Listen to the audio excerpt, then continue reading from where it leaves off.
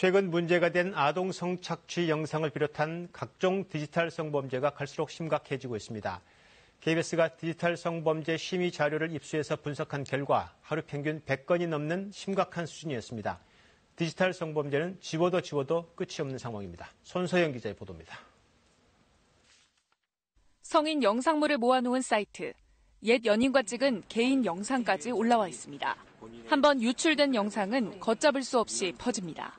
한 피해자는 자신의 동영상이 유출된 지 한 달 만에 알고 신고했는데 성인 사이트와 웹하드, SNS, 포털, 블로그까지 거치면서 6개월간 무려 2,700여 건이나 유포됐습니다. 한 번 유출된 영상이 SNS 등을 통해서 판매 정보로 다시 유통되고 있는 실정이 더욱 큰 문제라고 생각합니다. 9월부터 가동된 방송통신심의위원회 디지털 성범죄 전담팀.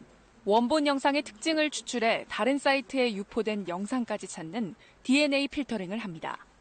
파일명, 확장자뿐 아니라 오디오나 그래픽을 기반으로 해서도 유사 영상을 찾아냅니다. 하지만 유포 수법이 고도화되면서 조금만 변형돼도 걸러내지 못합니다.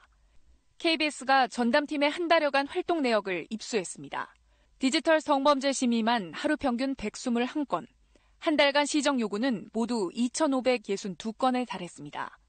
지워도 끝이 없을 정도입니다.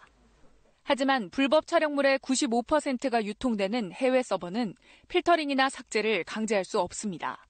접속 차단은 해외에 있는 정보가 국내로 유입되는 것을 차단할 뿐 원 정보를 삭제하는 것은 아닙니다. 그걸 삭제하는 것이 피해자의 피해를 감소시키는 데 대단히 중요한데요. 디지털 성범죄 근절을 위해선 국제 공조가 절실하지만 해외 사업자들은 자체 규정에 따라 처리하겠다는 입장만 반복하고 있습니다. KBS 뉴스 손서영입니다.